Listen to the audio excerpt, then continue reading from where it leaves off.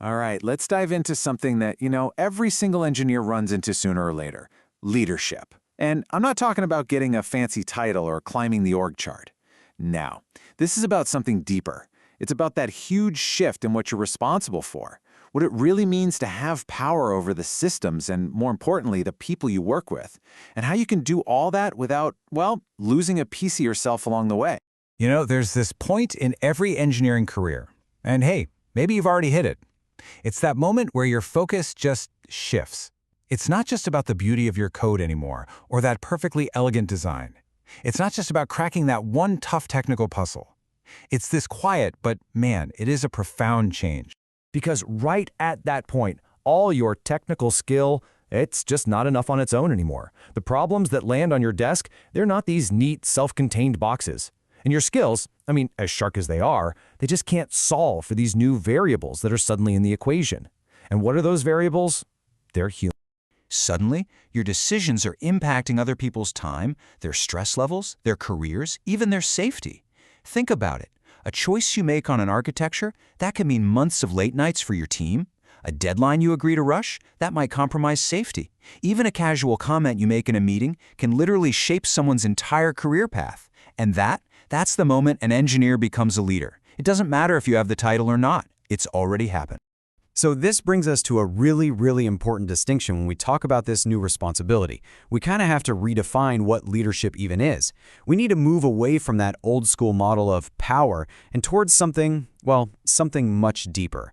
Let's call it stewardship. All right, so what is engineering leadership, really? Before we define what it is, let's just clear the air about what it's not. It is not the job title in your email signature, it's not having the authority to approve PRs or budgets, and it is definitely not about sitting in more meetings or having some kind of higher status. All that stuff, it's just the side effects, the exhaust fumes of the real thing. At its absolute core, leadership is just this: making decisions when you're responsible for other people. That's it. That's the whole job. And what that means is, leadership doesn't start on the day you get a promotion. Oh no. It starts the second your choices begin to shape how other people do their work. It starts the moment you stay silent in a meeting, and that silence allows a bad idea to go forward. It starts the moment you type a quick LGTM, looks good to me, on a code review, and in doing so, give the green light to a direction for the whole team. It's in these tiny, everyday moments that you are, in fact, leading. Now, here's where it gets really interesting. It's all about the mindset you bring to that responsibility. You've got two paths. The power mindset, its internal voice is all about control. It's saying, I decide, I approve, I control. It's all focused on the leader's actions. But then you have the stewardship mindset, and it's a totally different conversation. Its internal voice is all about asking questions. A steward asks, what's safe here? What's sustainable? Who's going to bear the cost of this decision? And maybe the most important question of all, who isn't in this room right now, and how does this affect them? So here's the key takeaway: the real difference between the two. The power mindset, it's almost always optimizing for a short-term win. Ship the feature, hit the quarterly number. And look, it can work for a little while, but it usually comes at a huge cost to people and systems. Stewardship, on the other hand, is playing the long game. It's looking at the bigger picture. It's all about protecting the people doing the work and the future of the system, the culture, the whole shebang. Simply put, power optimizes for right now. Stewardship protects what's to come. Okay, so let's build on that. Because a steward's main job isn't just about making one-off decisions. No, it's about designing the very systems where those decisions happen in the first place. And that, right there, is the leader's true and often totally invisible work. Just think about all these invisible responsibilities for a second. As a leader, you are constantly shaping incentives. What actually gets rewarded on your team? Is it just raw speed, or is it thoughtful quality? You set the defaults. Are your systems secure from the get-go, or is security something you tack on later? You define the team's tolerance for risk. You build up or tear down psychological safety with every single conversation. And you're the one who decides what level of technical debt is okay. And the thing is, these are all choices, even when you don't actively make them. And this all points to a fundamental truth in engineering. I want you to really let this sink in. What leaders tolerate becomes the system. It's that simple. If you tolerate people pulling all-nighters to save the day, you're building a system that relies on heroics, not planning. If you tolerate finger-pointing after an outage, you've just destroyed any chance of real learning. Your silence, your inaction, that is a design choice. Every small compromise you let slide becomes the new standard. So what do the best leaders, the true stewards, actually do? Well, they don't have all the answers. They're not supposed to. Instead, they create the conditions for good decisions to pop up from anywhere in the team. And what does that look like in practice? It's a place where it's safe to disagree, because that's how you spot problems. It's where clear communication is valued way more than frantic last-minute heroics. It's where learning from mistakes is sacred, where risks are put on the table for everyone to see, and where that constant, fear-driven urgency just isn't how things get done. Here's a really powerful metaphor for this. A team mirrors the nervous system of its leader. Seriously, if a leader is always anxious, just reacting to everything and driven by fear, guess what? The team becomes anxious, reactive, and fragile, and their work will show it. But if a leader is calm, deliberate, and thoughtful, the team absorbs that resilience. Your internal state becomes their state.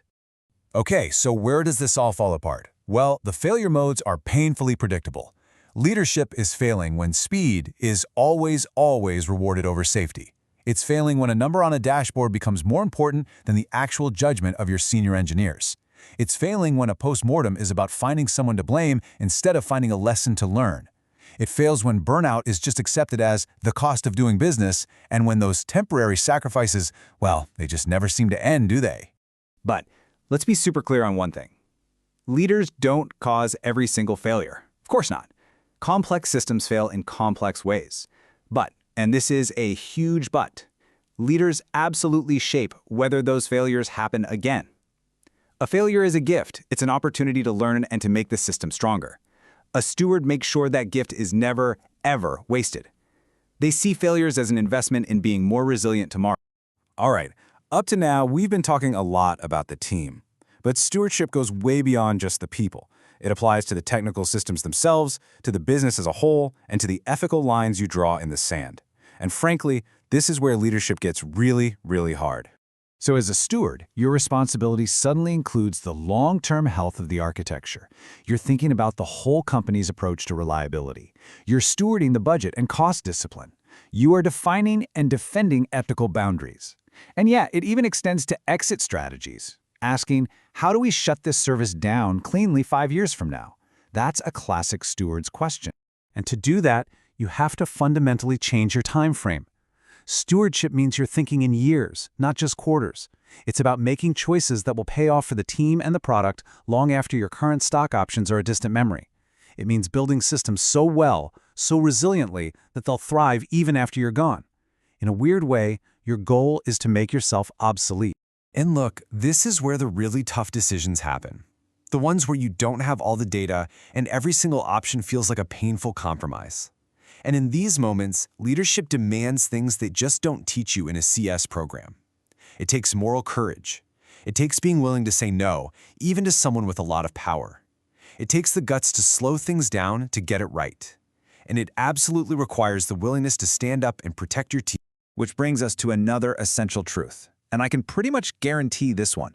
The hardest leadership decisions you will ever make, they're almost never going to feel like technical problems. They're going to be about people, about values, about risk. They're going to be about what you are and are not willing to compromise on. So, how do we wrap all this up? It really comes down to looking at leadership in a completely new light. It's not about being in charge, it's about being of service. It's not about being seen, it's about carrying the weight. So what does that service actually look like day to day? Well, the best leaders, the stewards, are the ones actively hacking away at needless complexity for their teams. They're like a shield, absorbing all the chaos and confusion from the wider organization so their team can actually focus and do their best work. They fight for their people when talking to their own bosses, and they take the hit when things go wrong. And through it all, they live by one simple, powerful rule: leave the systems and the people better than you found them. And that brings us to our final and maybe most critical insight. Engineering leadership is not about being the smartest person in the room. It's just not. Your value stops being about your own code. It's about being the most responsible person in the room. Because in the end, the true measure of your leadership isn't the feature you shipped. It's not the product you built. The true measure is what keeps working. The systems, the processes, the culture, and just as importantly, who is still healthy and thriving long after you've moved on. That is stewardship.